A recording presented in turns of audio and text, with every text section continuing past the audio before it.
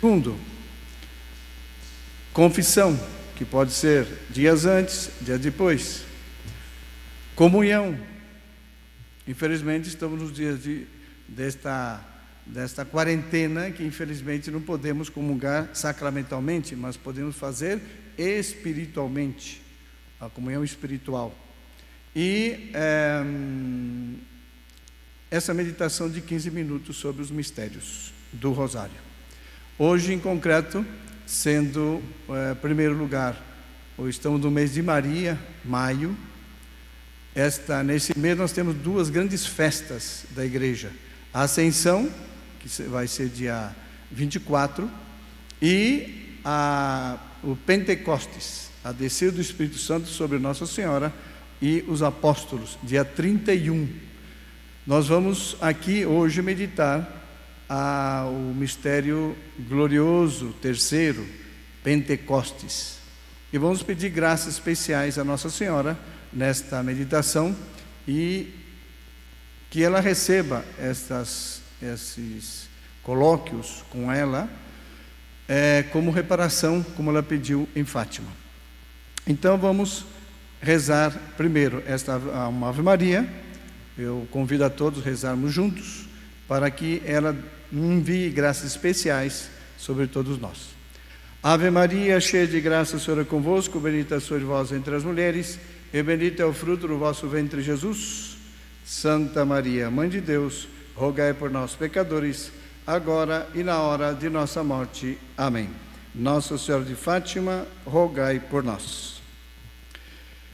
Bem, vamos primeiro ambientar-nos um pouco o que antecedeu Pentecostes. Devemos levar em consideração que Nosso Senhor havia pregado durante 3 anos e se conhecia toda a doutrina de nosso Senhor Jesus Cristo, os milagres que ele realizou, que eram patentes, e ele anunciou várias vezes a sua paixão, que veio, mas aqueles que estavam mais próximos não acreditavam que viria. Os apóstolos, qual a atitude dos apóstolos? Eles tinham a visão humana de nosso Senhor Jesus Cristo. Eles estavam muito tomados pelos acontecimentos terrenos. Na hora da paixão, negam nosso Senhor, fogem, não cumprem sua missão. E pior, traem. O povo, qual foi a reação do povo? 5 dias antes da paixão, da morte de Nosso Senhor, no domingo de Ramos, todo o povo bradava, proclamava Nosso Senhor como Filho de Deus. Ele entrando, Hosana, Filho de Davi, bendito que vem em nome do Senhor. 5 dias depois, eles preferem Barrabás. Crucificam-o. Portanto, uma situação muito difícil, muito complicada. E, aparentemente, Nosso Senhor derrotado, o bem derrotado. Essa situação trouxe como consequência o quê? Aqueles que deviam ensinar, dar o exemplo, foram os primeiros a fugirem, a terem medo. E aqueles que deveriam ser ensinados, preferiram o erro, preferiram o pecado, preferiram Barrabás.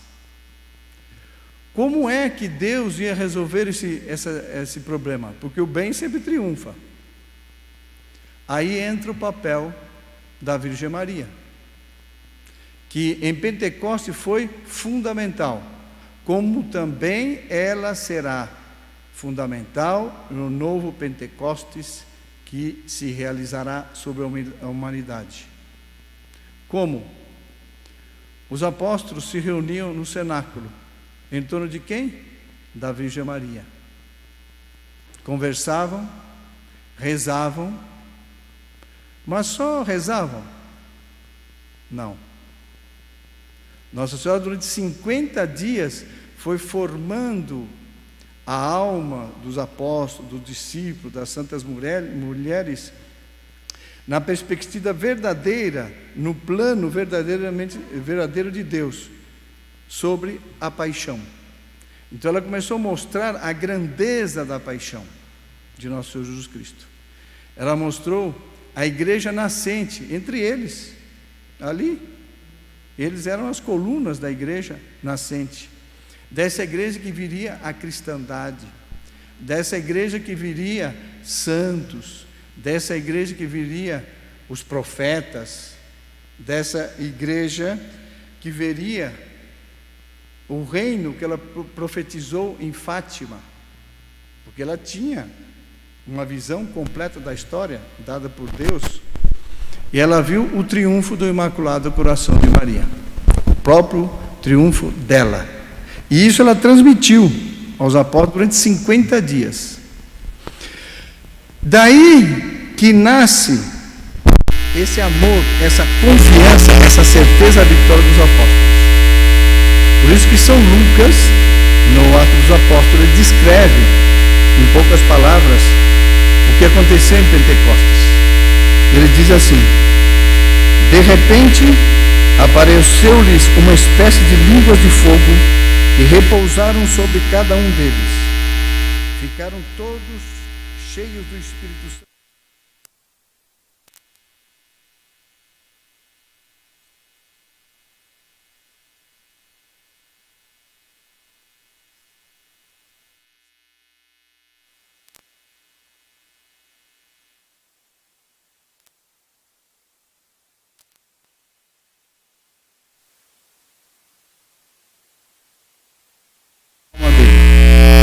Qual foi o resultado desse amor, dessa convicção? Diz São Lucas que 3.000 homens, 3.000 se converteram, só nessa primeira prédica de São Pedro. Ou seja, a igreja começou com uma pujança enorme.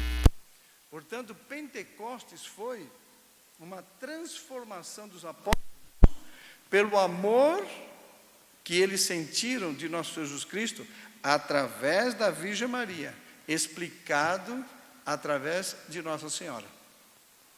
Isso é muito importante nós termos bem claro. Por quê? Porque o amor transforma. Porque daí vem o espanto das pessoas. O São Lucas continua, que os que estavam ouvindo diziam: não são galileus? Como ouvimos em nossas línguas? Da Mesopotâmia, Capadócia, Ponto, Ásia, Frígia, romanos, do Egito, etc, etc. E recordemos que São Pedro falava em aramaico, era galileu, portanto, era a graça do Espírito Santo. Agora se pode perguntar, por que o Espírito Santo atuou dessa maneira? Em primeiro lugar, para facilitar a conversão das pessoas. Vendo todos esses sinais, e sobretudo depois, aqueles simples homens, e que tiveram aquele papel terrível, mas que Deus permitiu, para que ficasse claro que Deus quer a salvação de todos. Esse é o primeiro ponto, devemos ter bem claro. Segundo, foi um ato de reparação. Porque lembremos que na Torre de Babel, o mundo, o demônio, junto com seus asseclas, quis fazer uma torre que chegasse até o céu, como desafio a Deus, por orgulho.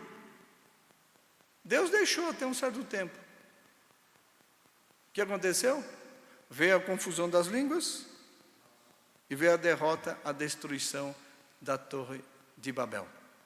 E Pentecostes, o que fez? Recuperou aquela língua primeira que eles falavam, porque antes se falava uma língua só. E essa língua, a partir de Pentecostes, começou a ser falada na igreja. A igreja fala, os povos entendem. Porque tudo que a igreja fala, que Deus Nosso Senhor fala através da igreja, una santa católica apostólica romana, isso é o modo de Deus tocar as almas, o Espírito Santo tocar os corações e transformar as almas, transformar o povo, transformar uma civilização. E foi o que aconteceu. Ora, paremos um pouquinho para meditarmos um pouco. Falamos de Torre de Babel, confusão, caos, etc, etc. É certo que veio a imaginação de muitos, se não a de todos, é o mundo de hoje. O mundo de hoje vive como uma Torre de Babel. Pior ainda, é um mundo que nega a Deus. É um mundo que enfrenta a Deus. É um mundo que persegue a Deus, que desafia a Deus. Basta ver as notícias. Veja, invasão de igrejas, queimos de incêndio de igrejas provocados, destruição de imagens decapitadas, sacrilégio contra o Santíssimo Sacramento. O que é isso? É desafiar a Deus e dizer assim, com uma empáfia: preferimos a Barrabás. Esse é o mundo que vivemos, por isso estamos nesse caos. E quando alguém, ou alguns, começam a dar um sinal de alerta: olha, cuidado, cuidado com o pecado, deixe de ofender a Deus, mude de vida, olha o castigo. O que eles respondem? Que? Prefiro Barrabás. Para não dizer Satanás. Depois, que é isso aí? Vocês estão loucos dizer essas coisas. Sabe por quê? Porque Deus, se existe, não castiga. Aí um diz: como não castiga? E Fátima? O que Nossa Senhora mostrou aos 3 meninos, 10, 9 e 7 anos respectivamente, Lúcia, Francisco e Jacinta. A primeira parte do segredo de Fátima, qual foi? A visão do inferno, as almas que se condenavam. E Nossa Senhora vinha para pedir a conversão. E se o mundo não quisesse se converter, Deus castigaria o mundo. Palavras proféticas há 103 anos. Quando se dá esse argumento, um outro, ou muitos, dizem: não, essa imagem sobre o inferno é uma imagem emblemática, é uma imagem figurativa. Deus não castiga. Rezar, devoção, isso é coisa do passado. Nós estamos nos tempos modernos.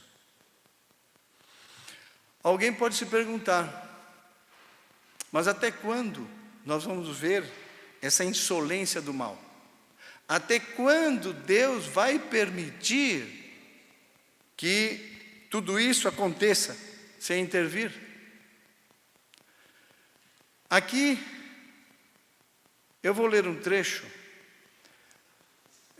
de uma reunião que o Dr. Plínio Corrêa de Oliveira fez em 1979. 1979, portanto, 41 anos atrás. Ele se fazia a mesma pergunta: Usque quod Domine, até quando, Senhor? Eu leio. Então, Dr. Plínio, eu creio que todos sabem, que Dr. Plínio Corrêa de Oliveira foi o mestre, o formador de nosso fundador, Monsenhor João Cladias. Então, Dr. Plínio dizia: nós vemos hoje em dia, 1979, imagina o que ele diria hoje, 2020. Nós vemos hoje em dia pecados inimagináveis praticados pelos homens. Pergunta-se: Até quando Deus permitirá isso? Para responder, devemos considerar o seguinte: Nosso Senhor veio ao mundo para implantar seu reino. E a implantação desse reino começou com seu nascimento, sua pregação, sua paixão e sua morte.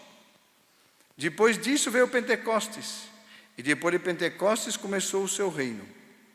Ou seja, a igreja começou a expandir a sua luz sobre os homens, sobre o mundo. No momento em que não ficar mais nada do reino de Cristo na terra, então o cume, o auge necessário para que venham os castigos, está estabelecido. É esta a medida. Eu creio que quando se tirar aos católicos a liberdade de ensinar, de viverem como católicos, então a última catástrofe terá sucedido ao mundo, porque a voz do bem terá sido emudecida. Então virão os castigos. Então, por esse comentário do Dr. Plínio, há 41 anos, nós podemos analisar a situação atual e ver a quantas está a atuação de Deus sobre a humanidade. Alguém pode dizer, mas é terrível, porque no tempo dos apóstolos, ao menos eles tinham Nossa Senhora ali presente. Hoje não temos Nossa Senhora, está no céu. Isso não é verdade. Porque nós temos a graça. A graça que Deus não nega a ninguém. E toda a graça vem através de Maria. Por isso que ela é a medianeira de todas as graças. Por isso que o Pentecostes que deve vir, e não está longe, deve ser universal. O primeiro foi local. Hoje tem que ser universal. Para quem? Para aqueles que têm fé, para aqueles que querem uma verdadeira transformação pessoal e do mundo. Esses terão essa graça. Como se dará isso? O mesmo que em Pentecostes, reunindo-se ao lado de Nossa Senhora. Para terminar, e para nós entendermos, para fazer um fecho, para nós vermos como acontecerá isso, imaginemos como nasce um dia, como aparece um dia. Tudo é trevas, é noite. Imagina uma noite que não se vê nada, nem lua, nem estrelas, nem luz nenhuma, é negrume puro. As trevas, como que pode dizer, venci a luz. Quando de repente, lá no horizonte, uma frímbia assim, pequenininha, fininha, começa a aparecer os primeiros albores. Então é um avermelhado, é um dourado, é um alaranjado, é um nacarado que vai subindo. E aí as trevas querem apagar, querem sufocar essa luz. Mas essa luz vem do sol. O sol vai subindo e tudo vai sendo tomado pela luz do sol. E as trevas querendo dominar. Loucura. Com o tempo, o sol vai se manifestando e as trevas são derrotadas e são levadas para o abismo. Hoje, essa luta entre as trevas e a luz é a mesma. Porque as trevas querem sufocar a luz, querem destruir a luz, mas essa luz já despontou. Essa luz já despontou do triunfo do Imaculado Coração de Maria. Onde? Nas almas daqueles que confiam, lutam, sofrem. Porque Deus exige o sofrimento para essa vitória. Esses já estão recebendo as primeiras novas graças, que nós poderíamos chamar das graças mariais. São graças excepcionais que Deus reservou para esse tempo onde Maria ia triunfar nos corações. Quem receberá? Aqui se aplica, mais do que nunca, o dito de nosso Senhor Jesus Cristo. Quem tem ouvidos, que ouça. Quem tenha olhos, que veja. Esses participarão do triunfo do Imaculado Coração de Maria e receberão esse novo Pentecostes que Deus está por enviar ao mundo. Sejamos destes. Que Nossa Senhora nos ajude a todos. Louvado seja nosso Senhor Jesus Cristo. Para sempre seja louvado.